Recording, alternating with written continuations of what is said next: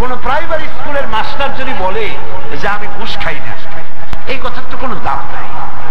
আপনি প্রাইমারি স্কুলের শিক্ষক, আপনারে ঘুষ দেবে কিনা? কিন্তু যদি কোন এসপি, ডিসি, মন্ত্রী ওনারা যদি বলেন আমরা ঘুষ খাই না, এই কথার দাম আছে। কারণ রাত দিন 24 ঘন্টা ঘুষের হাতছানি, ঠিক কিনা? বুড়া ব্যক্তি যদি বলে আমি জেনা করি না, পারেন না তাই করেন, ঠিক কিনা? একটা দৃষ্টান্ত দিন। সুতরাং যৌবনকালে মানুষ অপরাধ করে বেশি, মিথ্যা কথা বলে বেশি, জিনা করে, মদ খায়, গুনাহ করে, হাজারো রকমের নাফরমানি কাজ করে। সেই যৌবনকালে পিতা সন্তানকে বুঝ দিয়ে দিতেছেন, আমার কলিজার টুকরা শোনো, আমি তোমার কল্যাণকামী পিতা। আমার কলিজার টুকরা সন্তান, ছোট্ট সরিষা পরিমাণ যদি কোনো জিনিস পাথরের মধ্যে লুকায় থাকে, মাটির নিচে যদি থাকে, মহাশূন্যে যদি হারায় যায়, কিয়ামতের দিন আল্লাহ রাব্বুল আলামিন সেই সরিষার দানাটাও হাজির করে দিবে। সরিষার দানাটা যিনি তুলবে, তোমার অপরাধ তিনি তুলতে পারবেন না, ধরা পড়বে না। দেখেন হিট করতেছেন কোথায়? ছেলেকে বানাচ্ছে, সুবহানাল্লাহ, ছেলে বানান। আল্লাহ পাক বলছেন وَيَعْلَمُ مَا فِي الْبَرِّ وَالْبَحْرِ وَمَا تَسْقُطُ مِنْ وَرَقَةٍ إِلَّا يَعْلَمُهَا। স্থলভাগে কি হয়, সমুদ্রে অতল তলদেশে কি হয়, আল্লাহ রাব্বুল আলামিন বলেন কেউ জানে না, আমি সব জানি। এমনকি এই পৃথিবীর কোন একটি গাছের পাতাও যদি পড়ে যায়, তাহলে কোন গাছের কোন পাতাটি পড়েছে সে খবর আমার আল্লাহর কাছে হয়ে যায়, আমি খবর রাখি। সুতরাং ও ছেলে অন্যায় কাজ করে, হিসাব নিকাশের সময় আসবে, তখন তিনি তোমাদের প্রত্যেকটি কাজের নড়া চড়া রেকর্ড পর্যন্ত তিনি তুলে ধরবেন কিয়ামতের দিন। এইটা আমি বক্তব্য রাখছি, সিএইচপি তারা তাদের ভিডিও দিয়ে আমার মুভমেন্ট, আমার ছবি এবং আমার বক্তব্য এবং আমার নড়াচড়া সবটা তারা তুলছে, ঠিক না? 50 বছর 100 বছর পরেও যদি এই ফিতা ঠিক থাকে, নষ্ট না হয়, তাহলে এই নড়াচড়ার ছবি ঠিক থাকবে কিনা? মানুষের মাথার ভিতরে এই বুদ্ধি কে এনে দিল? মানুষের নড়াচড়া আর তার কথার আওয়াজ, ছবি সবকিছু ধারণ করা যাবে, বুদ্ধিটা কে দিল? বলেন না কেন? রব্বুল আলামিন মানুষের মাথায় বুদ্ধি দিয়া ফিতার মধ্যে মানুষের মুভমেন্ট, মানুষের ছবি, চলাফেরা, ওঠা বসা, নড়াচড়া সবগুলি ধরবার জন্য ছবির ব্যবস্থা করে দিলেন। যে মাহমুদ, যে মনিব করে দিলেন সেই রব্বুল আলামিন তুমি আর আমি জীবনে যা করেছি তা বুঝি তিনি রেকর্ড করে রাখতে পারবে না, পারবে কিনা? এবং কিয়ামতের দিন তিনি তা হাজির করবেন। সেদিন সব ক্ষুদ্রতম কাজের প্রতিফলন সেদিন আল্লাহ রাব্বুল আলামিন প্রকাশ করে দিবেন। فَمَن يَعْمَلْ مِثْقَالَ ذَرَّةٍ خَيْرًا يَرَهُ وَمَن يَعْمَلْ مِثْقَالَ ذَرَّةٍ شَرًّا يَرَهُ। অল্প পরিমাণ ভালো কাজ যদি কেউ করে আর অল্প পরিমাণ খারাপ কাজ যদি করে, কিয়ামতের দিন সবটা আমলনামায় কিয়ামতের দিন দেখতে পাবে, সব হাজির করে দেওয়া হবে। প্রকাশ্য অপ্রকাশ্য সমস্ত জিনিসগুলি কিয়ামতের দিন আল্লাহর কাছে ধরা পড়ে যাবে। আপনি আমাকে বলেন, আমার ভাইরা যারা আজকে মাহফিল এসেছেন, আমাকে বলেন, এই কোরআন শরীফের সূরা লুকমান আজ 5 দিন ধরে যা শুনতেছেন, এই তাফসীর যদি আমার কলেজে আর বিশ্ববিদ্যালয়ের ছাত্র ছাত্রীদেরকে পড়ানো হইতো, ওদের চরিত্র খারাপ হতো? বলেন, বুকে হাত দিয়ে চিল্লা এখন খারাপ হতো? হতো না। আমার ছেলে, আমার মেয়ে, আমার ছাত্র ছাত্রীরা খারাপ না, খারাপ বানানো হয়েছে, ঠিক কিনা? সেই ছোটবেলায় আদর্শ লিপি আমরা পড়ছি, মনে আছে কিনা আপনার? মৌলানা শামসুদ্দিন সাহেব মনে আছে কিনা? আমরা আদর্শ লিপি পড়েছি, একজন হিন্দুর লেখা। সেই আদর্শ লিপি বইয়ের মধ্যে কি পড়েছি? সদা সত্য কথা কহিবে, মিথ্যা কথা বলিবে না, গুরুজনকে ভক্তি করিও। হ্যাঁ না, আদর্শ লিপিতে এগুলি লেখা ছিল। এই যে ছোট ছোট কথাগুলি, এই কথাগুলি গুরুত্বহীন না অত্যন্ত গুরুত্বপূর্ণ। সেই আদর্শ লিপি এখন আর নাই। এখন কি? এখন শিক্ষা দেওয়া হচ্ছে আকটুম বাকটুম কালাটুম সাজে, গাছ ঢোল পিটাইতে পিটাইতে চিতইয়া মরে। হাসি হাসি। আপনি আমার বলেন, এই আকটুম বাকটুম দিয়ে আমার ছেলে কি শিখবে? আমি খালি খালি বলি নাই, ডক্টর কুদরতে খোদা শিক্ষা কমিশনকে আমরা ধিক্কার মারি। এই শিক্ষা রিপোর্ট মুসলমানদের জন্য উপযোগী নয়। ভারতপতি অধ্যুষিত পৃথিবীর দ্বিতীয় বৃহত্তম মুসলিম দেশে এই শিক্ষানীতি ছাতা মেরে বঙ্গোপসাগরকে নিক্ষেপ করো। যুবকরা হচ্ছে জাতির ভবিষ্যৎ, যুব সম্পদ হলো জাতির ভবিষ্যৎ। শিক্ষা যদি ভালো না হয় তাহলে ছাত্ররা কিছুতেই ভালো হবে না, ঠিক কিনা? আল্লাহ পাক হযরতে লোকমান হাকিমের নসিহতকে কোট করতেছেন। এত সুন্দর সুন্দর নসিহত করে এবার হযরতে লোকমান আবার বলতেছেন, ইয়া বুনাইয়া আকিমিস সালাতা ওয়া আমুর বিল মা'রুফ ওয়া নহা আনিল মুনকার ওয়াসবির আলা মা আসাবাক ইন্না যালিকা মিন আযমিল উমুর। হে বৎস, হে প্রিয় বৎস, কি সুন্দর ডাক। আপনিও যেন বাড়িতে গিয়া আপনার যে ছেলে নামাজ পড়ে না, ওরে কাছে ডেকে বলবো, আব্বা। আপনি তার আব্বা বলেন, আব্বু আমার কাছে আয়, আমার কাছে আয়। আপনার পাশে বসা। দুষ্টামি করে বলে অনেক সময় বাপ ছেলের সঙ্গে কথা বলে না, রাগ করে থাকে। এটা কিন্তু হিকমতের খেলা। আপনি রাগ করবেন, মাও রাগ করবে, শেষে বাড়িতে থাকবে না, ভয়তে বাড়িতে আসবে না, খারাপ বন্ধুর পাল্লায় করিয়া আরো খারাপ হয়ে যাবে, ঠিক কিনা? ঠিক কিনা? কখনো উল্টা ট্রিটমেন্ট করবেন না। যখনই দেখবেন ছেলে পলায় বেড়ায়, দুষ্টামি করতেছে, আপনি বেশি করে মহব্বত করেন, আপনার টেবিলে খাইতে দেন, পিঠে হাত বুলান, মাথায় হাত বুলান, কোনো জায়গায় যাওয়ার সময় কপালে একটা চুমা দিয়ে দেন, আব্বু তুমি খারাপ ছেলের সাথে মিশো না, ভালো হবে, আসল হবে, কল আলহামদুলিল্লাহ। আপনি আদর করবেন। আপনার মেয়েকে আপনি মা বলে ডাকেন, ছেলেকে আব্বা বলে ডাকেন। করবেনটা কি? যুগটা তো চলে গেছে, সর্বনাশ হয়ে যাচ্ছে। আপনার ছেলেকে ঠেকাবার দায়িত্ব আপনার। ঠেকাবার দায়িত্ব কার? আপনার নিজে। আল্লাহর ফেরেশতারা এসে আপনার ছেলেকে হেফাজত করবে না। ছেলেকে হযরতে লোকমান ছেলেকে বলছে, আমার কলিজার টুকরা সন্তান, ও আমার কলিজার টুকরা, ও আমার নয়নের পুতুলি, ইয়া বুনাইয়া আকিমিস সালাত, নামাজ প্রতিষ্ঠা করো, ওয়া'মুর বিল মা'রুফ, ভালো কাজের আদেশ দাও, অন্যায় কাজ থেকে মানুষকে ফিরাইয়া রাখো। নামাজ প্রতিষ্ঠা করো। নামাজ কি করো?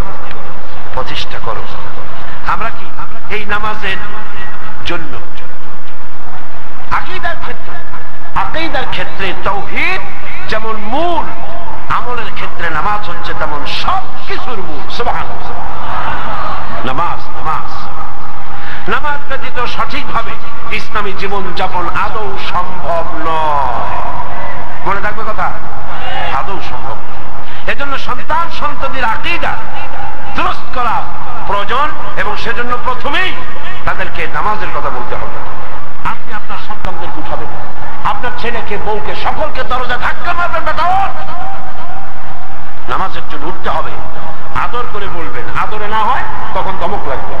যেখানে যে ঔষধ লাগে সেখানে সেটা দেওয়া লাগবে। একেবারে সবসময় আপনি মেনটা করলে তাতে আবার কাজ হবে। কথা বুঝছেন? যখন যে রকমের ওষুধ লাগে ওই সময় ওই রকমের ওষুধ দিবেন। এত তো শিখাবার দরকার নেই, কি বলে? ওইভাবে করবে। আল্লাহ পাক বলছেন, নিজের পরিবার পরিজনকে নামাজ পড়ার জন্য হুকুম দাও এবং নিজেও তা নিয়মিত পালন করতে থাকো। আমি তোমাদের কাছে রিজেক্ট চাই না। কে বলছেন? আমি তোমাদের কাছে রিজেক্ট চাই না, রিজেক্ট তো আমি তোমাদের দেই। সুবহানাল্লাহ। রিজেক্ট তো আমি দেই, আমি তোমাদের কাছে রিজেক্ট চাই না। আর শুভ পরিণাম হচ্ছে তাদের জন্য যারা মুত্তাকি। নামাজের জন্য মানুষ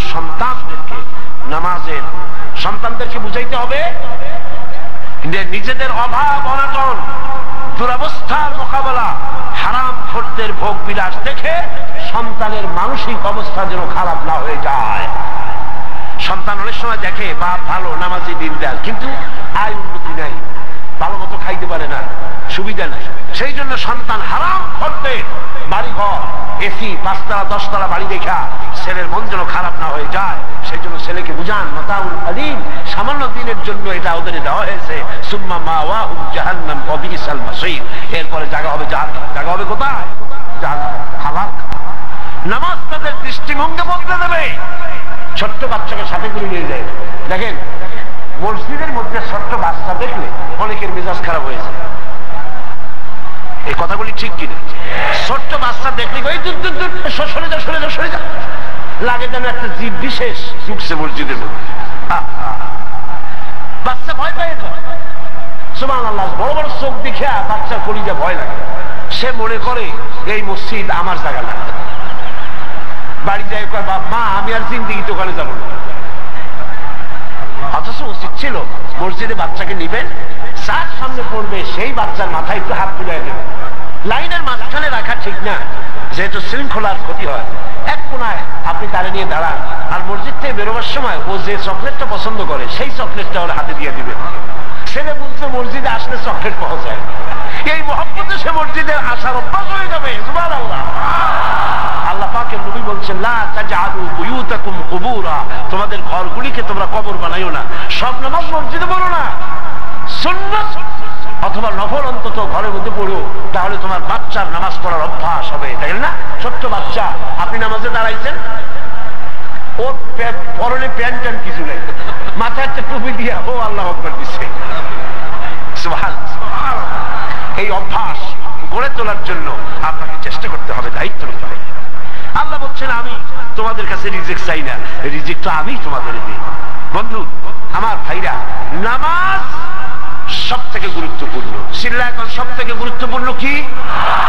নামাজ। নামাজ সমস্ত ইবাদত আমরা পাইছি দুনিয়ার মাটিতে বসে। কোন জায়গায় পেয়েছি?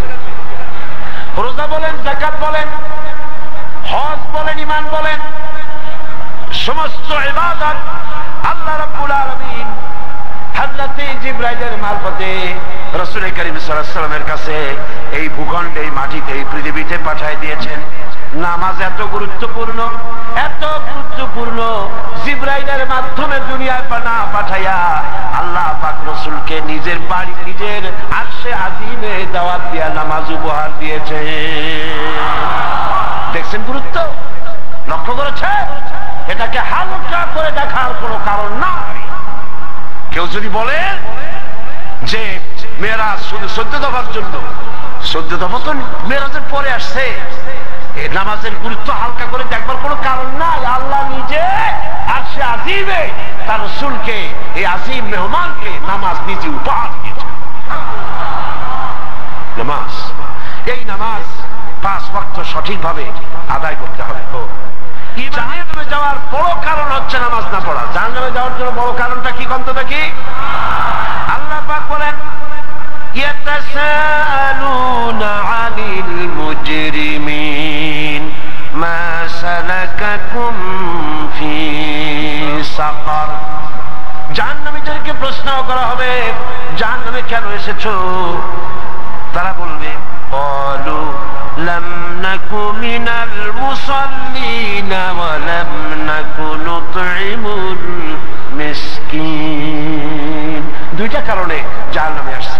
একটা হলো আমরা নামাজ আদায় করি নাই আর মিসকিনদেরকে খেতে দেই নাই। মিসকিনদেরকে খেতে না দেওয়া আর নামাজ না পড়া জাহান্নামের সমস্ত কারণের মধ্যে সবচেয়ে বড় কারণ দুইটা। সবচেয়ে বড় কারণ কয়টা? দুইটা। একটা নামাজ না পড়া আর একটা কি? মিসকিনদেরকে খেতে না দেওয়া। আমি আশা করি আপনাদের মনে থাকবে কথাগুলি। নামাজ মূলতই জিন্দেগি, নামাজ মূলতই জিন্দেগি। আল্লাহ পাক বলেন قل إن صلاتي ونسكي ومحياي ومماتي لله رب العالمين। পড়েন আমার সাথে, قل إن صلاتي ونسكي ومحياي ومماتي لله رب العالمين। বলো বলো, নিশ্চয়ই আমার নামাজ, আমার কুরবানি, আমার হায়াত, আমার মওত সব কিছু কিছু আল্লাহর জন্য। কার জন্য? আল্লাহর জন্য। এই নামাজকে খবরদার ছেড়ে দেওয়া যাবে না। নামাজ আপনাকে অন্যায় কাজ থেকে ফিরাবে। আল্লাহ রাব্বুল আলামিন বলেন, উতলু মা উহিয়া ইলাইকা মিনাল কিতাবি ওয়া আকিমিস সালাত ইন্নাস সালাতা তানহা আনিল ফাহশাই ওয়াল মুনকার। হে নবী, এই কিতাব তেলাওয়াত করো যা ওহীর সাহায্যে তোমার প্রতি পাঠানো হয়েছে, আর নামাজ প্রতিষ্ঠা করো।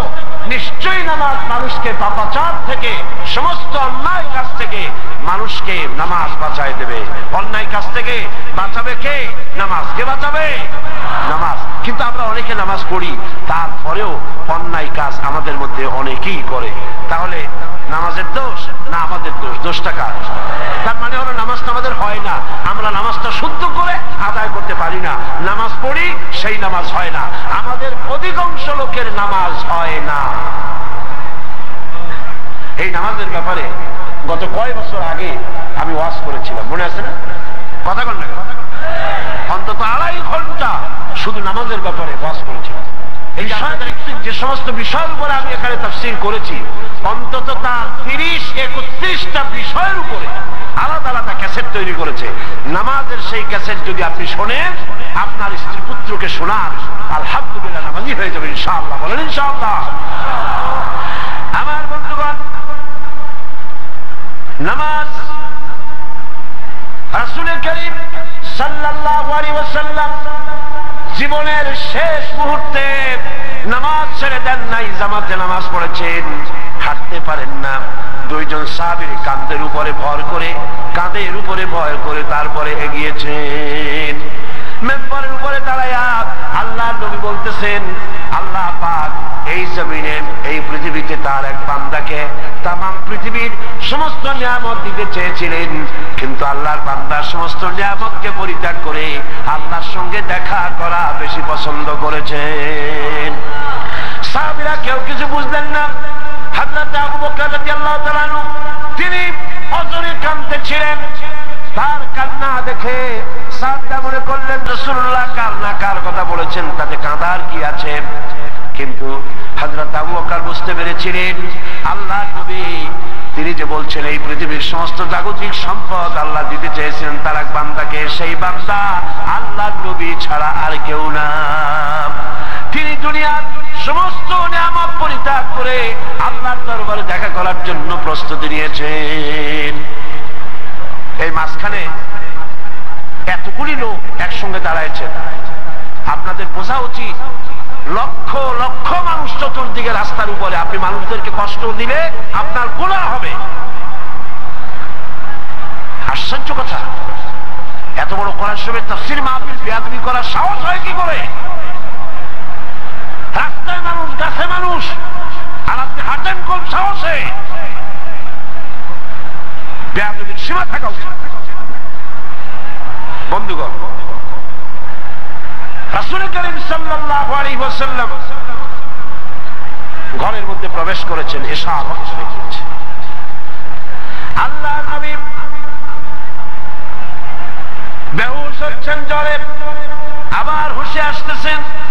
তিনি প্রশ্ন করছেন, হুঁশে আসার পর আয়েশা এখন কোন সময়? হযরত আয়েশা বলেন, হুজুর এশা ওয়াক্ত হয়ে গিয়েছে। সাহাবীরা বহুক্ষণ আপনার অপেক্ষা করে তারপরে তারা না পায়া আমার আব্বার ইমামতিতে নামাজ শুরু করে দিয়েছেন, কিন্তু আপনার ইমামতির জায়গায় এ পর্যন্ত কেউ তো কোনোদিন ইমামতি করে নাই। আপনার ইমামতির জায়গায় আমার আব্বা তারা ইমামতি করতেছেন দেখে সাহাবীরা নামাজের মধ্যে বোবায় বোবায় কাঁদতেছে। তাদের মনে ধারণা হয়ে গেছে আল্লাহর নবীর পিছনে নামাজ পড়া বুঝি কিসমতে আর হবে না। নবীজি বললেন, আয়েশা রে, মসজিদের দিকের দরজাটা খুলে দাও। দরজা খোলা হলো। নবীজি মাথা উঁচু করলেন, নামাজের দৃশ্য দেখে শুয়ে পড়লেন। হযরতে আয়েশা লক্ষ্য করলেন হুজুরের চোখ দিয়া পানি পড়তেছে। হযরত আয়েশা প্রশ্ন করলেন, ইয়া রাসূলুল্লাহ, নামাজের দৃশ্য দেখে কাঁদেন কেন? হুজুর বলেন, এটা কোনো দুঃখের কান্না নয়, এই কান্নাটা তৃপ্তির কান্না, তৃপ্তির পানি। আমি এই নামাজের জন্য, এই দিন প্রতিষ্ঠার জন্য তাইফে রক্ত দিয়েছি, উহুদের ময়দানে দান্দাল শহীদ করেছি, সাহাবায়ে কেরামেরা জীবন দিল, শহীদ হল।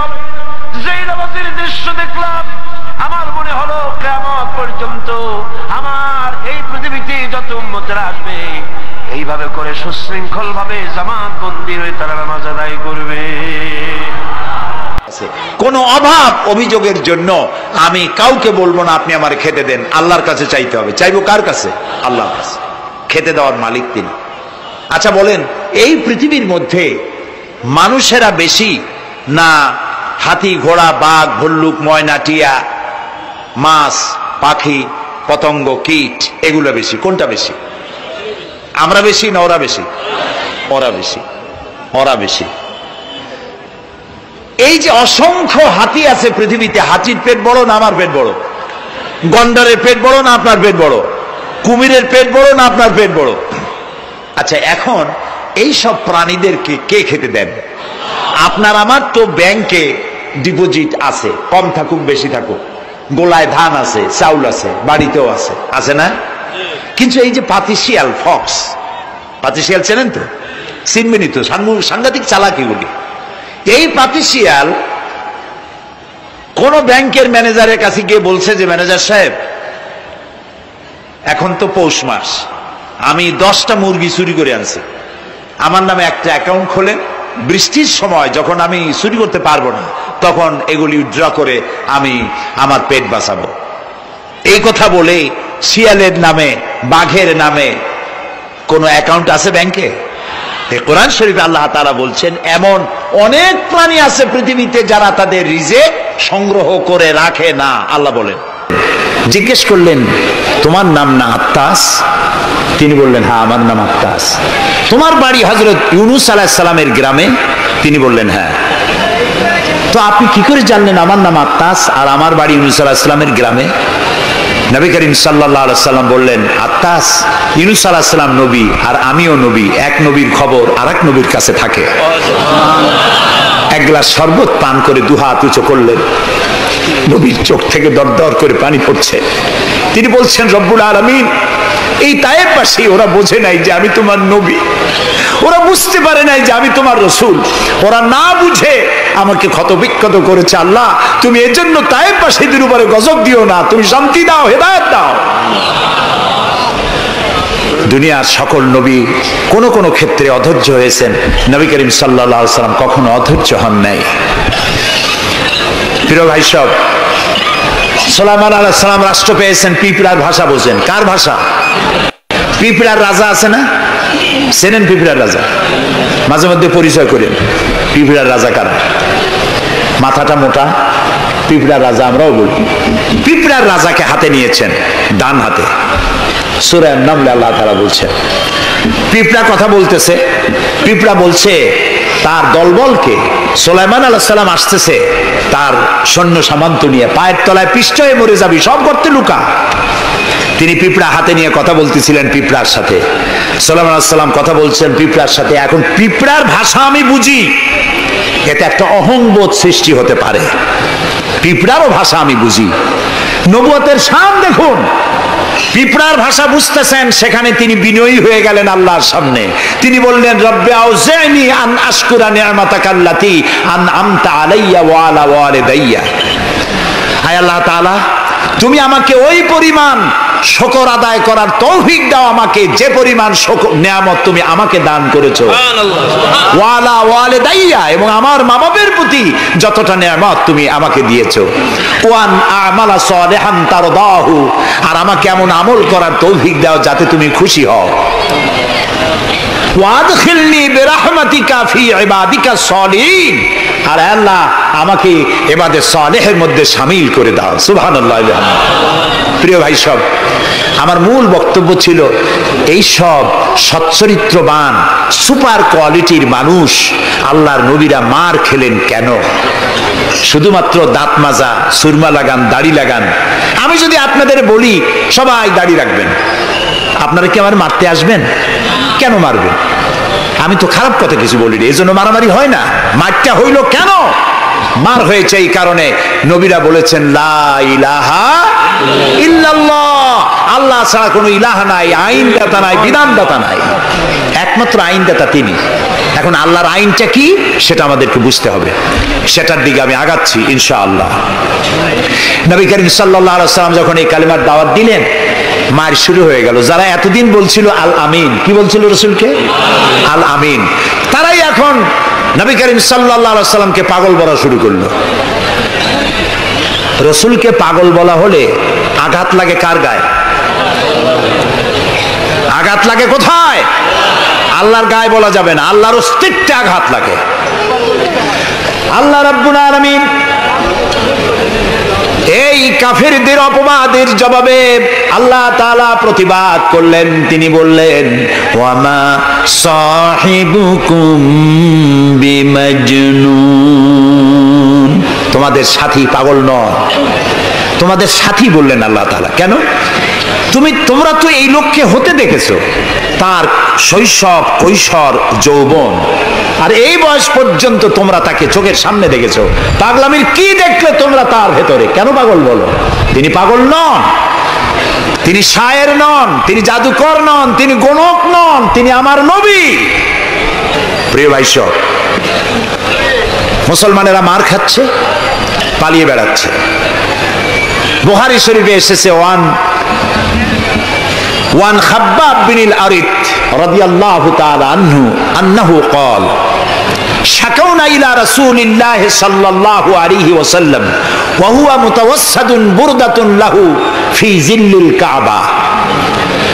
হযরতে খাব্বাব বলেন, আমরা অত্যাচারিত হয়ে একদিন নবী করিম সাল্লাল্লাহু আলাইহি ওয়াসাল্লামের কাছে গেলাম, যে দেখতে পেলাম তিনি কাবা শরীফের ছায়ায় চাদর মুড়ি দিয়ে আরাম ফরমাচ্ছেন। আমরা কাছে গিয়ে বললাম আলা তাদুলানা আলা তাস্তানসিরুলানা ইয়া রাসূলুল্লাহ, হে রাসূল, মাইর খেতে খেতে আমরা শেষ হয়ে গেলাম। আমাদের মুসলমানদের উপরে আগুন চাপা দেওয়া হচ্ছে, পাথর চাপা দেওয়া হচ্ছে, বেলালকে উটের পায়ের রশিতে বেঁধে উট তাড়ানো হচ্ছে।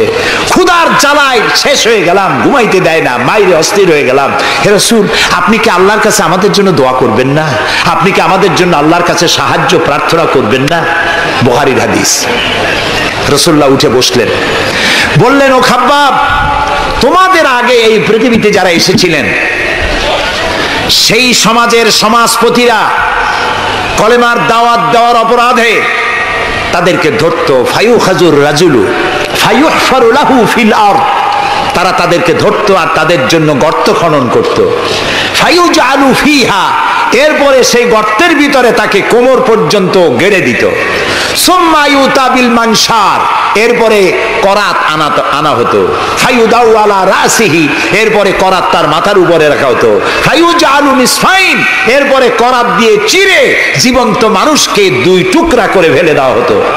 মা ইয়াসুদ্দুহু যালিকা আন দীনি, এত বড় অত্যাচারের পরেও সে যুগের একজন মুসলমানকেও আল্লাহর দ্বীনের পথ থেকে এক চুলও তারা সরাতে পারে নাই। রাসূলুল্লাহ বলছেন ওয়াল্লাহি ওয়াল্লাহি, ও খাব্বাব, আমি আল্লাহর নামে কসম করছি। কে বলছেন? রাসূলুল্লাহ কসম করছেন, আমি আল্লাহর নামে শপথ করছি, লা ইউতাম্মান্নাল্লাহু হাদাল আমরা হাত্তা ইয়াসিরুর রাকিবু মিন সানা ইলা হাদারামাউত। সেদিন বেশি দূরে নয়, যেদিন ইয়েমেনের রাজধানী সানা থেকে সুন্দরী যুবতী নারীরা তাদের যৌবনের পসরা নিয়ে, সওদাগারেরা তাদের সম্পদ নিয়ে সানা থেকে রওনা করে সহস্র মাইল পাড়ি দিয়ে সৌদি আরবের হাজরামাউত পর্যন্ত পৌঁছে যাবে রাত এবং দিনে পায়ে হেঁটে। লা ইয়াখাফু ইল্লাল্লাহ, আল্লাহ ছাড়া কোনো ভয় তাদের অন্তঃকরণে থাকবে না। আবে জিউবা আলা গানামি, তবে হ্যাঁ এটা ঠিক, লা ইয়াখাফু ইল্লাল্লাহ যদি বলা হয় আর কিছু না বলা হয়, তাহলে তো বোঝা যাবে যে বাঘ এবং সিংহরও ভয় থাকবে না। নবীর কথায় কোনো ফাঁক থাকে না, আল্লাহর কথায়ও ফাঁক থাকে না, নবীর কথায়ও ফাঁক থাকে না। একজন ইলম কালাম কম, যখন ওয়াজ করতে যাইতো লক্ষ্য করতো যে সেখানে কোনো আলেম আছে নাকি। আলেম থাকলে অল্প কথা বলে শেষ করে দিত। তা আলেম আছে কিনা এটা পরীক্ষা করার জন্য বলছে যে ভাইয়েরা আমি আজকে একটা পাতা আর ওয়াজ করব, একটা পাতা, এবং তার ব্যাখ্যা এবং বিশ্লেষণ আমি আপনাদের সামনে আলোচনা করতে চাই। জনগণ বলেন আমরাও শুনতেই চাই, বলুন পাতার ব্যাখ্যা কি। তিনি বলছেন এমন একটি পাতা, এটি যদি মাটিতে পড়ে বাঘ হয়ে যায়, আর যদি পানিতে পড়ে কুমির হয়ে যায়। একজন দাঁড়ায় বলল, হুজুর বুঝলাম এই পাতার ফজিলত এমন, মাটিতে পড়লে বাঘ হয়, পানিতে পড়লে কুমির হয়, কিন্তু পাতাটি যদি অর্ধেক মাটিতে অর্ধেক পানিতে পড়ে তাহলে কি হবে? উনি বুঝলেন যে এখানে তো আলেম আছে, কাজী আমার ওয়াজ এখানে শেষ করি। ও আখিরি দাওয়ানা আলহামদুলিল্লাহি রাব্বিল আলামিন। কথার মধ্যে ফাঁক থাকলে এরকম হয়, কিন্তু আল্লাহর কথা, নবীর কথায় কোনো ফাঁক নাই। লা ইয়াখাফু ইল্লাল্লাহ, আল্লাহ ছাড়া কোনো ভয় থাকবে না। কিন্তু গরু ছাগল ভেড়া নিয়ে যাইতে গেলে যদি জঙ্গলের বাঘ আক্রমণ করে, সে ভয় কি থাকবে না? আল্লাহ রাসূল ব্যাখ্যায় বলছেন লা ইয়াখাফু ইল্লাল্লাহ আবে যে আলা গানামি, তবে তোমার ঘোড়া, তোমার সাথের ভেড়া, ছাগল, পশু যদি থাকে তো তার উপরে বাঘের আক্রমণ এ ভয় থাকতে পারে, কিন্তু সম্পদ হরণ, সতীত্ব হরণ, জীবন হরণের কোনো ভয় থাকবে না, এমন সমাজ কায়েম হবে। লা ইয়াখাফু ইল্লাল্লাহ ওয়ালাকিন্নাকুম তাস্তাজিলুন, তবে তোমরা খুব তাড়াহুড়ো করছো, একটু সহ্য করো, একটু ধৈর্য ধরো। নবী করিম সাল্লাল্লাহু আলাইহি সাল্লাম একটি সুন্দর সমাজ উপহার দিলেন। আমি ইতিহাস থেকে আপনাকে শোনাতে চাই। রাসূলুল্লাহ ইন্তেকাল করেছেন, ঐতিহাসিকরা লিখছেন মদিনার এক যুবতী নারী কি সমাজ কায়েম করে গেল শোনেন। রাসূলুল্লাহ ইন্তেকাল করেছেন, ঐতিহাসিকরা লিখছেন সেই সমাজের একটি যুবতী নারী মদিনা থেকে কোনো এক আত্মীয়র বাড়ি বেড়াতে রওনা করেছেন। যেতে যেতে আত্মীয়র বাড়ি পৌঁছবার আগেই সন্ধ্যা হয়ে গেল। মনে মনে ভাবলো এখন যদি আমি কোনো পরপুরুষের সামনে পড়ি তাহলে তো আমার সতীত্ব যাবে, অলঙ্কারাদিও যাবে, সারা জীবনের লালিত সম্পদ নষ্ট হয়ে যাবে। খুব ভীত সন্ত্রস্ত পদে এগোচ্ছে, আর বাঘ দেখা হরিণীর মতো তার চোখ এদিক ওদিক তাকাচ্ছে আর হাঁটতেছে। হঠাৎ দেখে দূর থেকে তার দিকেই এগিয়ে আসছে এক যৌবন ভরা এক যুবক।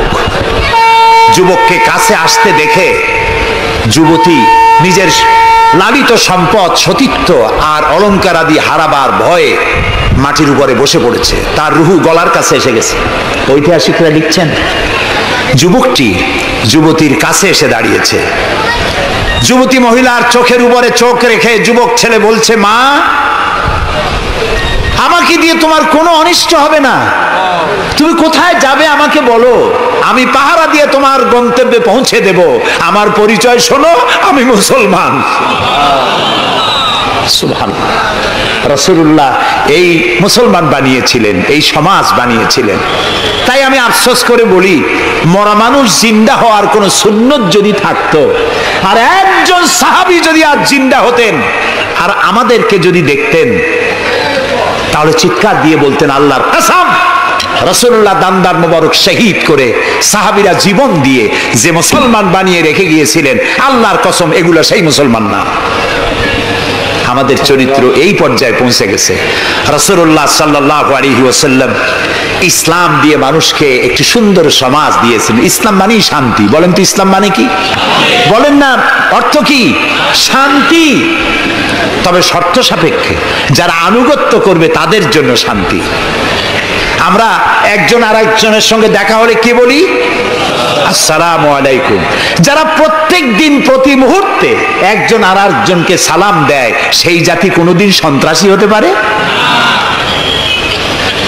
আসসালামু আলাইকুম, আপনি বললেন ওয়ালাইকুম আসসালাম। নবী করিম সাল্লাল্লাহু আলাইহি ওয়াসাল্লাম বলেছেন আফশুস সালাম ওয়া আতইমুত তুআম ওয়া সাল্লু আন-নাসু বিন-নিয়াম তাদখুলুল জান্নাতা বিস-সালাম। তিনটি কথা। কয়টি কথা শুনতেছেন আপনারা? এক নম্বর হচ্ছে সালাম বিনিময় করো বেশি করে। রাসূলুল্লাহ বলছেন একটা গাছের এপাশে বসে দেখা হয়েছিল, সালাম দাও। গাছটা ঘুরে আসছে, লোকটা আবার সালাম দাও। আমাদের দেশে অভ্যাস নাই। সব বসেরা চায় আমার অধীনস্থ লোকেরা আমারে সালাম দিক। রাসূলুল্লাহ তার স্ত্রীকে সালাম দিতেন।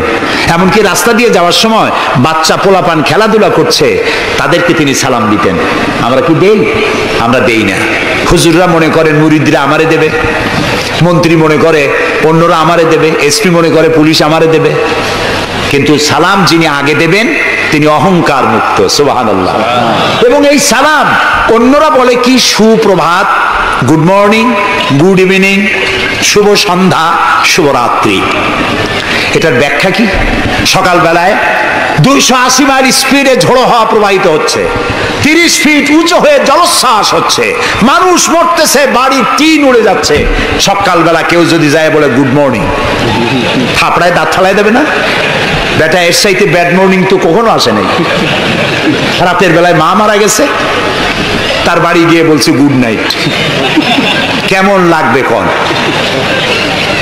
সুতরাং ইসলামের বিষয়টাই মোর সায়েন্টিফিক। সুখে দুঃখে, বিপদে আপদে, সুখে শান্তিতে, রাতে দিনে, সকালে সন্ধ্যায় যখন দেখা হচ্ছে একজন আরেকজনকে সালাম, আসসালামু আলাইকুম। পয়সা লাগতেছে? কথা না কইলে বুঝবো কি? বিনা পয়সায় আল্লাহ তোমার উপরে শান্তি দিক, রহমত দিক। আপনি আরো বেশি করে কোন ওয়ালাইকুম আসসালাম ওয়া রাহমাতুল্লাহি ওয়া বারাকাতুহু ওয়া মাগফিরাতুহু। তারপরে কি করে? হাত দেন। কিছু কিছু লোক আছে হাত মুঠে ছোঁয়ায়, সবটা দিতে চায় না। আবার হাতটা দিয়া এরকম ঝাঁকি ঝাঁকি করে, মনে করে যত ঝাঁকি তত নেকি। এটা কিন্তু একটা পাগলামি। জি, আপনি হাত নাচান কেন? ধরে রাখেন আর বলবেন ইয়াগফিরুল্লাহু লি ওয়া লাকুম। আল্লাহ তোমারও শান্তি দিক, আমারও শান্তি দিক। আল্লাহ তোমারও মাফ করুক, আমারও মাফ করুক। সুবহানাল্লাহ। সালাম দাও বেশি করে। কে বলতেছেন? আল্লাহ রাসূল। বাড়িতে যেয়ে সালাম দেবেন, বউরে সালাম দেবেন। আপনার স্ত্রী আপনার কৃতদাসী নয়, আপনার সমান অধিকার তা। আপনি সালাম দিবেন। ঘরের মধ্যে মুখ কালো করে ঢুকলেন, বউ কিছু কইল না, আপনিও কিছু কইলেন না, মনে হলো দুইজন বোবা। আপনি ঘরের মধ্যে প্রবেশ করতেছেন, আসসালামু আলাইকুম ওয়া রাহমাতুল্লাহ। গৃহবাসীরা তোমাদের উপরে আল্লাহর রহমত নাজিল হোক। সুবহানাল্লাহ বলবেন না? আজকেই এই আমল করবেন। বাড়ি যাইয়ে বড় সালাম দেবেন। তবে যারাদের কোনোদিন দেওয়ার অভ্যাস নাই তাদের একটা সমস্যা হইতে পারে। হঠাৎ করে সালাম দিলে বউ মনে করবে কপালে দুঃখ আছে বুঝে আছে, একটু বুঝাই বলে নেবেন।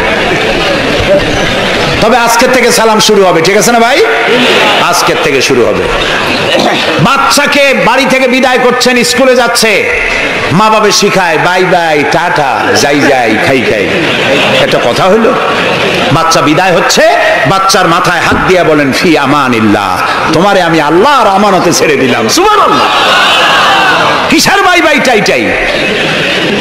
আমরা মুসলমান, এই মুসলিম ট্র্যাডিশন, মুসলিম কালচার বাঁচায় রাখতে হবে যে কোনো মূল্যে। ছেলেদের নাম রাখতে গিয়ে মন্টু, বল্টু, সেন্টু, ডবলু, আকাশ খাতুন, বাতাস বেগম, একটা নাম হইল। আচ্ছা ভাই, আপনি লক্ষ্য করেন তো, পৃথিবীতে কোন ইতিহাস সৃষ্টিকারী মানুষ বল্টু আর মন্টু জাতীয় নাম আছে? পৃথিবীর কোন আলেম, হজরত মাওলানা বল্টু সাহেব এখন ওয়াজ করবেন?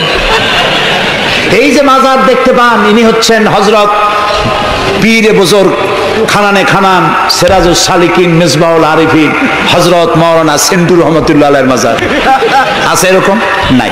আপনি নাম যত খারাপ রাখবেন, আপনার সন্তান গুন্ডা হবে, বদমাশ হবে, চাঁদাবাজ হবে, জিনাকার হবে। নাম রাখবেন মুসলমানি নাম, ভালো ভালো নাম, আরবি নাম। আলেমদের কাছে জিজ্ঞাসা করে নাম রাখবেন যে এই নামটা কি রাখবো আর নামের অর্থটা কি। আন্দাজে আবার নাম রেখেন না। কুয়েত এয়ারপোর্টে একদিন বাংলাদেশের একজনের পাসপোর্ট দেখে পুলিশেরা হাসাহাসি করতেছে। কারণ কি? কারণ হলো পাসপোর্টধারী যিনি, তার নাম হলো জামাল মিয়া, আর পিতার নাম হলো তরিক মিয়া। জামাল শব্দের অর্থ হচ্ছে উট, আর জামাল মিমে আলেফ দিয়ে যদি হয় তাহলে হয় সৌন্দর্য। এখন জামাল মানে উট, মিয়া মানে 100, ওর নাম 100 উট। আর তরিক মানে রাস্তা, মিয়া মানে 100, ওর নাম 100 উট আর ওর বাপের নাম 100 রাস্তা। 100 রাস্তার ছেলে 100 উট। তা খালি আরবি রাখলে তো হবে না, নামে আরবির অর্থ কি? অর্থবোধক। জি, অর্থবোধক নাম রাখতে হবে। তাহলে আমি বলতেছিলাম রাসূলুল্লাহর হাদিস, প্রথমে দিবেন সালাম, আফশুস সালাম ওয়া আতইমুত তাআম, গরিব মিসকিনদেরকে দাওয়াত করে খাওয়াবেন, বন্ধু বান্ধবদের দাওয়াত দিয়ে খাওয়াবেন। খাওয়া খাওয়াইতে কিন্তু মহব্বত বাড়ে, চক্ষু লজ্জার সৃষ্টি হয়। খালি অপরের পয়সা দিয়ে রিক্সায় চড়বেন, রিক্সায় দুইজন উঠলো, একজন নামে হেঁটে চলে গেল, একসাথে দুইজনে খাইলো, আর একজনে খেলাল করতে করতে বাইরে গেল, পয়সাও দিল। এই চালাকি এক সময় ধরা পড়ে যায়। এই জন্য মানুষকে বাড়িতে দাওয়াত দিয়ে খাওয়ানো, রাসূলুল্লাহ বলেন দাওয়াত দিয়ে খাওয়াও। তাহাদ্দু তাহাব্বু, হাদিয়া দাও, মহব্বত বাড়বে। কারো অসুখ হয়েছে, তার বাড়িতে একটু আঙ্গুর নিয়ে যাও, একটু কমলা নিয়ে যাও। তোমার শত্রু যদি হয়, চক্ষু লজ্জার সৃষ্টি হয়ে যাবে। কান্নাহু ওয়ালিয়ুন হামিম, দেখা যাবে সে চরম দুশমন ছিল, সে তোমার বন্ধু হয়ে গেছে। সুবহানাল্লাহ বলেন না। ওয়াসাল্লু আন-নাসু বিন-নিয়াম। আর 3 নম্বরে, মানুষ যখন ঘুমায় থাকে তখন তুমি নামাজ পড়িও। কোন সময় কোন তো? ও, তাও তো আপনারা জানেন, মধ্যরাতের পরে যখন মানুষেরা ঘুমায় থাকে তখন তুমি নামাজ পড়িও। এই রাত্রে কেন? কারণ মানুষের কাছে সব থেকে বড় ভালোবাসার সত্তাকে বলেন আল্লাহ, তারপরে আল্লাহ রাসূল। এখন যাকে ভালোবাসি তার সাথে তো প্রেম করতে হবে। প্রেম কি নোটিশ দেওয়া হয়? SMS করে আজকাল হয়। কিন্তু ভালোবাসা বিজ্ঞাপন দিয়ে হয় না, মাইকিং করে হয় না। ভালোবাসা হয় কিসে কন্ত? প্রেম কিসে হয়? লজ্জা করে বলতে, করছেন তো এক সময়। গভীরে, রাতে, অন্ধকারে, একাকিত্বে ভালোবাসা হয়। তো মানুষের সবচাইতে প্রিয় হচ্ছেন আল্লাহ তাআলা, প্রিয়তম। এর থেকে প্রিয় আর মুসলমানদের জন্য কেউ হইতে পারে না। দিনের কোলাহল পূর্ণ অবস্থার ভেতর দিয়ে তুমি তার সঙ্গে আবেগময় কণ্ঠে কথা বলতে পারবা না, এটা আল্লাহ তাআলা জানেন। তাই আল্লাহ তাআলা বলেছেন ওয়াজআলনান নাহারা মাশা, দিন বানাইছি রোজগার করার জন্য, কাজ করো, বসে থাকবা না। ফাইজা কুদিয়াতিস সালাত ফান্তাশিরু ফিল আরদ, নামাজ পড়া হয়ে গেছে, মসজিদে বসে থাকতে পারবা না। অফিসার, জোহরের নামাজে রক্ত হয়েছে, অফিস বন্ধ করে নামাজ পড়ো, জোহর পড়ো, সুন্নত পড়ো। নফল পড়তে পারবা না জোহরের সময়, তসবিহ পড়তে পারবা না, কারণ এই তসবিহ পড়ে নফল পড়ে সময় নষ্ট করে পূর্ণ বেতন নিলে বেতন হালাল হবে না। মেডিকেল নিয়ে সুস্থ মানুষ সেল্লা দিতে যাবা, পয়সা হারাম, নেক পয়সা হবে না, হালাল পয়সা কামাই দিতে হবে। সেল্লার নাম বললাম বলে তাবলিগি ভাইরা অসন্তুষ্ট হবেন না, একটা দৃষ্টান্ত দিলাম। আমি তাবলিগি ভাইদেরকে শ্রদ্ধা করি, সম্মান করি, তারাও দ্বীনের কাজ করছে। সুতরাং মসজিদের ভেতরে আপনি নামাজ পড়ে আল্লাহ তাআলা বলছেন কি শোনেন, ফরজ ফাইজা কুদিয়াতিস সালাত ফান্তাশিরু ফিল আরদ, নামাজ পড়া হয়ে গেছে, বেরিয়ে যাও। কোথায় যাও? দুনিয়ায় যাও, হাটে যাও, বাজারে যাও, কলে যাও, কারখানায় যাও, আদালতে যাও, শিক্ষা প্রতিষ্ঠানে যাও, চাষ করতে যাও। যাইয়া কি করো? আবতাগু মিন ফাদলিল্লাহ, আর আমার রিজিক, আমি যে তোমারে অনুগ্রহ করেছি, রিজিক দিয়েছি, ওই রিজিক তালাশ করে আনো। সুবহানাল্লাহ। প্রিয় ভাই সব, হযরত ওমর রাদিয়াল্লাহু তাআলা আনহু মসজিদের ভিতরে দেখলেন কিছু লোক বসা, জোহরে দেখলেন, আসরে দেখলেন, মাগরিবে দেখলেন, এশায় দেখলেন। পরের দিন ফজরের সময় সেই একই জায়গায় কয়েকটা লোক, একই লোক দেখে জিজ্ঞেস করলেন তোমরা কারা? বলল নাহনু মুতাওয়াক্কিলিন, আমরা আল্লাহর উপরে ভরসা করি এবং আল্লাহর উপরে ভরসা করে এখানে জিকির আজগার করি। খাও কি? কয় যে আমাদের এই জিকির আজগার দেখে পাশের লোকেরা ভাত লাইন দিয়ে আমাকে খাওয়ায়। রাসূলুল্লাহ বললেন তোমরা তো মুতাওয়াক্কিলুন, তোমরা তো অন্যের উপরে নির্ভরশীল, আল্লাহর উপরে তো নির্ভরশীল তোমরা নও।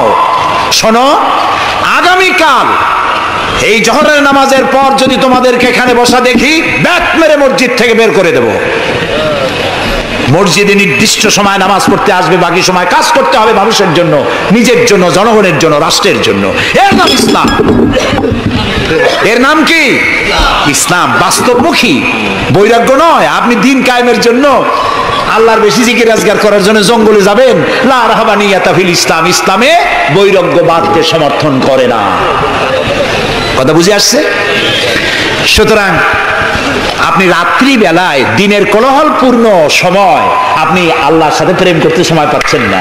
আল্লাহ তাআলা বলছেন ওয়াজআলনাল লাইলা লিবাসা, ওয়াজআলনা নাওমাকুম সুবাতা, রাত্রে বানাইছি, রাত্রিকে বানাইছি শান্তির আচ্ছাদন। সুবহানাল্লাহ বলবেন না? রাত হলো শান্তির আচ্ছাদন। তীর্যক রৌদ্রের তীব্র প্রখারকে বন্ধ করে দিয়ে রাতের একটি অন্ধকারের চাদর দিয়ে, কালো চাদর দিয়ে পৃথিবীটাকে ঢেকে দিলাম। আর একটু শান্তির জন্য চাঁদ আর তারকার নামে কিছু ডিম লাইট জ্বালাই দিলাম। গভীর রাত্রে ওঠো, মানুষ যখন ঘুমায় তখন তুমি সেজদায় পড়ে কাঁদো। রাসূলুল্লাহ বলেছেন, অনুশোচনা আর অনুতপ্তের এক ফোঁটা পানি নাকের অর্ধেক আসতে না আসতে আল্লাহ তাআলা ওই ক্রন্দনরত বান্দাকে মাফ করে দেন। সুবহানাল্লাহ। এই তিনটি কাজ যে করবে, কয়টা কাজ? তিনটি। এই তিনটি কাজ যারা করবে তাদখুলুল জান্নাতা বিসসালাম, আখরাজাহু মুসলিম, মুসলিম শরীফের হাদিস। রাসূলুল্লাহ বলছেন, এই তিনটে কাম করো, শান্তির সাথে জান্নাতে চলে যাবে। তাহলে যে জাতির জীবন ব্যবস্থার নাম কি? ইসলাম। আর আমাদের নাম মুসলমান। সব জায়গায় কিন্তু শান্তি, দেখা হইলে সালাম। আল্লাহর নাম কি? শান্তি। আর আল্লাহর এক নাম কি? সালাম আছেন আল্লাহর নাম, আল্লাহর নাম শান্তি। তারপরে নামাজ পড়ে শেষ করার পরই ডান দিকে বাম দিকে কি বলি? নামাজ পড়েও বলি আসসালামু আলাইকুম ওয়া রাহমাতুল্লাহ। জীবনের শেষ নামাজ কোনটা? জানাজা। তার শেষ কথা কি? আসসালামু আলাইকুম ওয়া রাহমাতুল্লাহ। এরপরে মুমিনদের লাস্ট ডেস্টিনেশন দারাকা দারাস সালাম, শেষ জায়গা কোথায়? জান্নাত। এই যাদের ধর্ম, এই যাদের দিন, এই যাদের জীবন ব্যবস্থা, সেখানে আল্লাহর আইন প্রতিষ্ঠার নামে বোমা মারা লাগবে? জবাব দেন। সন্ত্রাসী তৎপরতা করা লাগবে? কোন নবী, কোন রাসূল সন্ত্রাসী তৎপরতা চালিয়েছেন, মানুষ হত্যা করেছেন, এর কোন নজির আছে পৃথিবীতে? আছে? পৃথিবীতে নাই। আপনারা বলতে পারেন, তাহলে রাসূলুল্লাহ যুদ্ধ করছিলেন কেন? নবী করিম সাল্লাল্লাহু আলাইহি ওয়াসাল্লাম যত যুদ্ধ করেছিলেন সব ছিল ডিফেন্সিভ, আত্মরক্ষামূলক। তিনি নিজে যুদ্ধ শুরু করেছেন, এর কোনো নমুনা নাই। একটি হাদিস পাওয়া যাবে না যে নবী করিম সাল্লাল্লাহু আলাইহি ওয়াসাল্লাম ক্ষমতা গ্রহণ করার পর সাহাবীদের রাতের বেলায় পাঠিয়ে দিয়েছেন, ওই গ্রাম আমার উপর ঈমান আনে নাই, বাড়ি শুদ্ধ জ্বালায় দাও, হত্যা করো, বলেছেন? সুবহানাল্লাহ। বন্দীরা এসেছে, বন্দীদেরকে তিনি শর্ত করেছেন, বন্দীদের খাবার দিয়েছেন, থাকার দিয়েছেন, আর বলেছেন কোন বন্দী যদি একটা নিরক্ষর লোককে অক্ষর জ্ঞান সম্পন্ন করাতে পারে, স্বাক্ষর দিতে পারে, এই জ্ঞানটুকুন যদি দিতে পারে, এর বিনিময়ে তাকে মুক্তি দেওয়া হবে। আজকে আমেরিকা আমাদেরকে ভদ্রতা শিখায়, বন্দীদের সাথে তোমরা কি ব্যবহার করেছো? আল গারিব কয়েদখানায় কি অসভ্য বর্বরতা তোমরা করেছো, পৃথিবীর ইতিহাসকে ম্লান করে দিয়েছো, সভ্যতার মুখে কালিমা লেপন করেছো। আল গারিব কয়েদখানার তারা কি করেছে আমি ভাষা দিয়া ভদ্রলোকের সামনে তা উচ্চারণ করতে পারবো না।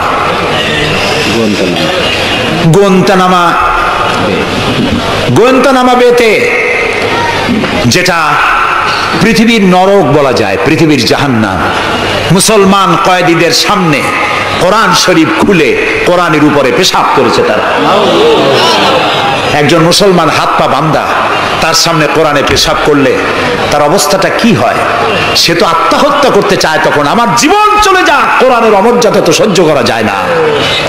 তোমরা তাই করেছো।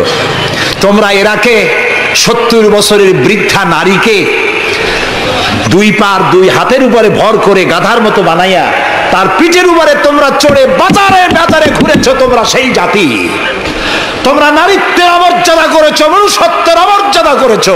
বাংলাদেশকে গণতন্ত্র শিক্ষা দেওয়ার জন্য তোমাদের আসার কোনো জরুরত নাই। গণতন্ত্র আমাদের কাছ থেকে শিখে যাও, সভ্যতা ভদ্রতা আমার দেশ থেকে শিখে যাও। আমার দেশের হিন্দুরা রোজার মাসে মসজিদের পাশে যত মণ্ডপ ছিল, মাগরিবের আজানের সময় কেউ ঢোল বাজায় নাই, মাইক বাজায় নাই, ঠিক না? আমার দেশের মুসলমানেরা তাদের সারা দিন রোজা রেখে তাদের গান বাজনা চিৎকারে কান অস্থির হয়েছে, কিন্তু কেউ যে বলে নাই যে ঢোল বাজাইতে পারবা না, গান গাইতে পারবা না, বলেছে কেউ? সাম্প্রদায়িক সম্প্রীতি এখানে তোমরা খুঁজে বেড়াও, যেখানে সম্প্রীতি নাই। কোথায় সাম্প্রদায়িক সম্প্রীতি নাই? সব জায়গায় সাম্প্রদায়িক সম্প্রীতি। সব থেকে পৃথিবীর মধ্যে বাংলাদেশে সাম্প্রদায়িক সম্প্রীতি সব থেকে বেশি। দেশের বদনাম বিদেশে গিয়ে এত বলে মানুষ, চিন্তা করতেও কষ্ট হয়। এখন ধোঁয়া তুলেছে দ্রব্য মূল্যের জ্বালায় বাংলাদেশ নাকি শেষ। আচ্ছা ভাইরা, দ্রব্য মূল্য পৃথিবীতে কোথায় না বেড়েছে? তবে আমাকে বলতে হবে, দ্রব্য মূল্যের বাড়ক কারণে বরিশালে না খাইয়া মরছে কয়জন? আমি আপনার কাছে হিসাব চাই, বলেন। মরেছে একজনও? বাংলাদেশে মরছে একজনও? দ্রব্য মূল্য বাড়তে পারে, কিন্তু ক্রয় ক্ষমতাও তো বেড়েছে মানুষের, আলহামদুলিল্লাহ বলেন। আমি তো সেদিন আমার পিরোজপুরে দেখলাম এক রিক্সাওয়ালা, তার বাড়িতে শামিয়ানা টানানো। আমি জিজ্ঞেস করলাম, এই বাড়িতে কি বিয়ে নাকি? বললো যে একটা রিক্সাওয়ালা অমুক, তারা চিনলাম, তার বাড়িতে বিয়া। সে বিবাহের জন্য পাড়েরহাট বাজার থেকে, ডেকোরেটর থেকে চেয়ার ভাড়া করে এনেছে, শামিয়ানা এনেছে, সেজন্য ধার কর্য করতে হয়নি, সে পয়সা পেয়েছে, তার কাছে পয়সা আছে।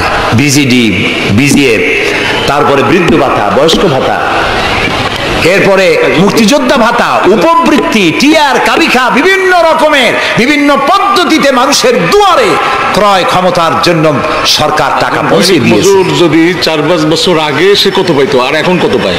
সেটাই কথা। 1 টাকা যখন চাউলের সেট ছিল তখন মানুষ না খেয়ে মরতো, এখন 20-22 টাকা, তা তো না খেয়ে মরছে না। আলহামদুলিল্লাহ বলে, আলহামদুলিল্লাহ বলে। সুতরাং এই সব বাজে কথা বলে মানুষকে বিভ্রান্ত করার কোনো সুযোগ নাই। যাক, এটা আমার পয়েন্ট না। আমার পয়েন্ট ছিল আল্লাহর আইন প্রতিষ্ঠার জন্য বোমা মারা, সন্ত্রাসী তৎপরতার কোনো সুযোগ নাই। আজকে যারা বোমা মারতেছে, এই যে ঝালকাঠি মারলো না, কয়জন মারছে? 2 জন। যেটা মারলো এইখানে বসে তারে পুলিশে ইন্ট্রোগেশন করতেছিল। ইন্ট্রোগেট করার সময় তারে জিজ্ঞেস করলো, তুমি মারলা কেন? কয় যে আমি আল্লাহর আইন প্রতিষ্ঠা করতে চাই, সে আল্লাহর আইনের বিরুদ্ধে অবস্থান নিয়েছে, বিচার করে, সেই জন্য তারে মারছি। আচ্ছা, বিচারকরা কি আইন তৈরি করে? জবাব না দিলে বুঝবো কি আমি? আপনারা সবাই শিক্ষিত, সিটি কর্পোরেশনের লোক, জবাব দিবেন ঠাস ঠাস করে পুরুষের মতো। বিচারকরা আইন বানায়? তৈরি করা আইনের উপরে তারা ডিসিশন দেন। এই যে আইনজীবী 2 জন 2 পাশে আমার বসে আছে, ওনারা যে পার্লামেন্টের মেম্বার, আদালতে এই জন্য এমপি কে দেখে দেয়। জি, তো এই যে 2 জন আইনজীবী বসে আছেন আমার পাশে, ওনারা প্রতিষ্ঠিত আইনের উপরে ওনারা আর্গুমেন্ট করেন। আমার দেশে যত আইন আছে, সিভিল ল যেটা, সেখানে তো ইসলামী আইন আছে, আছে না বললেন কেন? আন্দাজে সিভিল ল এর মধ্যে আছে, ক্রিমিনাল ল এর মধ্যে কিছুটা নাই, কিন্তু সিভিল ল এর মধ্যে আছে। মুসলিম পারিবারিক আইন, এটা তো আছেই। সুতরাং বিচারক মারা, আইনজীবী মারা। এরপর বললো, আচ্ছা তুমি যদি এখন মরো, কয় যে আমি তো শহীদ হয়ে যাবো। আরে উল্লুক, তুমি শহীদ হবা কেমনে? তুমি তো মানুষ খুন করে আসছে, তোর তো জাহান্নামে যাওয়া লাগবে। চট্টগ্রামে যে মারলো, মা বোমা মারতে গিয়ে 2টা হাত গেছে, 2টা পা চলে গেছে। তারপরে তাকে হসপিটালে নেওয়া হয়েছে, পানি চাইছে, এক নার্স পানি দিয়েছে বাম হাত দিয়ে। সে কয় যে বাম হাতে পানি খাবো না। তুই মুসলমান? কয় যে নার্স বলছে আমি মুসলমান। বাম হাত দিয়ে পানি দিলা কেন? আমি তো মুসলমান, ডানের দিয়ে পানি দাও। আমি শুনিয়া পরে এক বক্তৃতা বললাম, আসছে মানুষ খুন করিয়া, ও এখন বাম হাত আর ডাইন হাত তালাশ করে। একজনের নাকি মোষ ছিল খুব বড়, আছে না এরকম কিছু মোষওয়ালা, বড় মোষ, ঠোঁট ঠোঁট ঢাকা। কিছু কবি, বুদ্ধিজীবী, এরা কোন রকম বুদ্ধিজীবী হইতে চাইলে এরকম একটু মোষ টোষ বড় থাকা লাগে, চুল টুল 5-6 মাস কামায় না, এরকম একটা অবস্থা। আর মাথাটা ইন্টারন্যাশনাল এয়ারপোর্ট, চুল টুল নাই, স্টেডিয়ামের মতো, চতুর্দিকে কিছু দর্শক আছে, মাঝখানে খালি। তো এইরকমের একজন মোষওয়ালা, ঘন মোষ, এত বেশি মোষ যে টর্চ মারিয়াও বোঝা যায় না যে লোকটা হাসে না কান্দে। ওই রকম এক মোষওয়ালা লোকের মদ খাওয়ার অভ্যাস ছিল। মদের গ্লাস বাম হাতে, আর ডান হাত দিয়ে মোষগুলো উঁচু করিয়া বাম হাত দিয়ে মদ খাইতেছে বহুত কষ্ট করে। একজন জিজ্ঞেস করলো, ভাই তুমি মদ খাওয়াতে এত কষ্ট করতেছো কেন? ঢকঢক করে গিললেই তো হয়, মোষগুলো উঁচু করে নেছো। কয় যে ভাই, হযরত ওলামায়ে কেরামের মুখে শুনছি পানি টানি কিছু খাইতে গেলে মোষ লাগলে মাকরুহ হয়। ও খাইতেছে মদ, ও মানুষ খুন করে আসছে, আর ও বলতেছে যে আমি বাম হাতের পানি খাবো না। বেটা তুই জাহান্নামে যাবি। আল্লাহ তাআলা বলেছেন, ওমান ইয়াকতুল মুমিনান মুতাআম্মিদান ফাজাযাউহু জাহান্নাম খালিদান ফিহা ওয়া গাদাবাল্লাহু আলাইহি ওয়া লানাহু ওয়া আ'আদ্দা লাহু আযাবান আযীমা। আল্লাহ তাআলা বলেছেন যে ব্যক্তি কোনো মানুষ হত্যা করে, মুমিন হত্যা করে ইচ্ছে করে, তার একমাত্র শাস্তি হলো জাহান্নাম। কে বলতেছেন? আল্লাহ তাআলা। জাহান্নাম এবং আল্লাহ লানত, এবং চিরকাল সে জাহান্নামে থাকবে। আল্লাহ তাআলা আরো বলছেন, ওমান কাতালা নাফসান বিগাইরি নাফসিন আও ফাসাদিন ফিল আরদ ফাকান্নামা কাতালান নাসা জামিআ। যদি বিচারকরা বিচারের মাধ্যমে কাউকে মৃত্যুদণ্ড না দেয়, এরকম কোন মানুষকে কেউ যদি হত্যা করে, সে একটি মানুষ হত্যা করলো না, সে যেন বিশ্বের সমগ্র মানব গোষ্ঠীকে হত্যা করলো। একটা মানুষ হত্যা করার অপরাধ হচ্ছে বিশ্বের সব মানুষ হত্যা করার সমান। ওমান আহিয়াহা, আর কেউ যদি একটি মানুষকে বেঁচে থাকার সুযোগ করে দিল, ফাকান্নামা আহিয়ান নাসা জামিয়া, সে যেন সারা পৃথিবীর মানুষগুলিকে বেঁচে থাকার জন্য সুযোগ করে দিল। যারা মানুষ হত্যা করে তাদের শাস্তি কি? আল্লাহ তাআলা বলছেন, ইন্নামা জাযাউল লাযিনা ইউহারিবুনাল্লাহ ওয়া রাসূলাহু ওয়া ইয়াসআউনা ফিল আরদি ফাসাদান। যারা আল্লাহর এই জমিনে বিপর্যয় সৃষ্টি করতে চায়, সন্ত্রাস সৃষ্টি করতে চায়, তাদের জন্য 4 প্রকার শাস্তি। কয় প্রকার শাস্তি? কে বলতেছে? যারা বোমা মারে, যারা গ্রেনেড হামলা করে, যারা মানুষ হত্যা করে, যারা শান্তিপূর্ণ সমাজের উপরে সমাজকে বিশৃঙ্খলা সৃষ্টি করতে চায়, আল্লাহ তাআলা তাদের জন্য 4 প্রকারের শাস্তি নির্ধারণ করেছেন। আইয়ুকাত্তালু, তাদেরকে হত্যা করো, আও ইউসাল্লাবু, অথবা তাদেরকে শুল দণ্ডে দিয়ে দাও, আও তুকাত্তা আইদিয়াহুম ওয়া আরজুলিহিম, অথবা তাদের ডান হাত আর বাম হাত উল্টা কেটে দাও। হয় প্রথমে ডান, পরে বাম পা, বাম হাত ডান পা, একটার উল্টা আর একটা কাটো। চতুর্থ, আও ইয়ানফাউ মিনাল আরদ, অথবা দেশ থেকে বহিষ্কার করে দাও। সুতরাং আজকে যারা সন্ত্রাসী তৎপরতা চালাচ্ছে, তাদের সাথে ইসলামের কোনো সম্পর্ক নাই। পত্রিকার মাধ্যমে, এক শ্রেণীর সাংবাদিকতার মাধ্যমে, এক শ্রেণীর ধর্মনিরপেক্ষ রাজনীতিবিদরা এই সমস্ত সন্ত্রাসের দোষ আলেমদের মাথায় উঠায় দিতে চেয়েছিল। আল্লাহ আমাদের রক্ষা করেছেন, আলহামদুলিল্লাহ। বাংলাদেশের সমস্ত মসজিদ, মাদ্রাসার ইমাম, শিক্ষক, আলেম, ওলামা, পীর, বুজুর্গ সব ময়দানে নেমে পড়ে প্রতিবাদ জানিয়েছে, ইসলামের সাথে এর কোনো সম্পর্ক নাই, সম্পর্ক থাকতে পারে না। বিদায় হজে শুনতেছেন, নবী করিম সাল্লাল্লাহু আলাইহি ওয়াসাল্লাম বক্তব্য রাখছেন। বিদায় হজে নবী করিম সাল্লাল্লাহু আলাইহি ওয়াসাল্লাম বললেন, ও সাহাবীরা, আজকের কোন দিন? তারা বললেন, আজকে 9 জিলহজ, ইয়াউমে আরাফা। এটা কি মাস? তারা বললেন, জিলহিজ্জা, এটা জিলহজ মাস। যে ঘর তোমরা তওয়াফ করে, এই ঘরটা কার? সাহাবীরা বললেন, এটা আল্লাহর ঘর। নবী করিম সাল্লাল্লাহু আলাইহি ওয়াসাল্লাম বললেন, আজকের দিন, আরাফাতের দিন যেমন পবিত্র, আজকের মাস যেমন পবিত্র, আল্লাহর ঘর যেমন পবিত্র, তোমাদের একের রক্ত আরেকজনের কাছে সেই রকম পবিত্র। সুবহানাল্লাহ বলেন। রাসূলুল্লাহ বলছেন, একটি মানুষ হত্যা করা কত বড় অপরাধ শোনো। গোটা বিশ্ব ধ্বংস হয়ে যাওয়া আল্লাহর কাছে সহজ, একটা মানুষ হত্যা করা এর থেকে বেশি কঠিন আল্লাহর কাছে। এবং কিয়ামতের দিন আল্লাহ সর্বপ্রথম হত্যার বিচার করবেন। কাবিল আর হাবিলের বিচার দিয়া রক্তের বিচার শুরু হবে সর্বপ্রথম। সুতরাং হত্যা করা সন্ত্রাসবাদীদেরকে আপনারা ধরিয়ে দেবেন।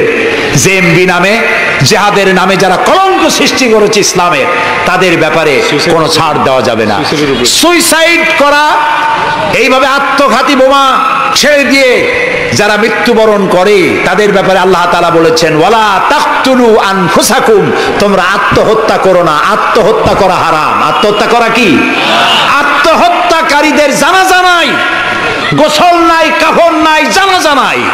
আত্মহত্যা যারা করবে, কিয়ামতের দিন আল্লাহর জান্নাত হারাম, চিরকাল জাহান্নামে থাকবে। অস্ত্র দিয়ে আত্মহত্যা করবে, সেই অস্ত্র দিয়ে নাকি বিচার হবে? জি, যে অস্ত্র দিয়ে আত্মহত্যা, আপনি তো হাদিসও জানেন। রাসূলুল্লাহ বলেছেন যেটা দিয়ে সে নিজেকে হত্যা করবে, ওই অস্ত্র দিয়ে তাকেও সে নিজেকে নিজে ওইটা দিয়ে আত্মহত্যা করতেই থাকবে কিয়ামতের দিন। বলেন নাউযুবিল্লাহ। প্রিয় ভাই সব, আমি ইসলাম আপনাদের সামনে বুঝাচ্ছিলাম, মারামারি কাটাকাটির মধ্য দিয়ে ইসলাম আসে নাই।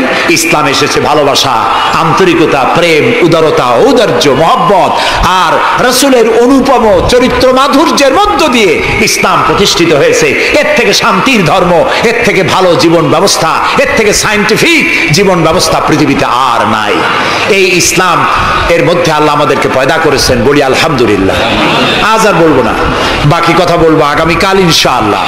আর ঢাকা থেকে কয়েকটা লাইব্রেরি, মোবাইল লাইব্রেরি এসছে, এখানে বইপত্র পাওয়া যায়। বিশেষ করে যে কোরআনের তাফসীর আমি করতেছি, এতক্ষণ কোরআনের ব্যাখ্যাই বলেছি। এই কোরআন শরীফের বাংলা অনুবাদ আল কোরআন একাডেমি লন্ডন ওরা করেছে 750 পৃষ্ঠা কোরআনে কারীম, একদিকে আরবি আর একদিকে বাংলা, সুন্দর সহজ সাবলীল অর্থ করা। এটি মাত্র 120 টাকা হাদিয়ায় তারা দেয়।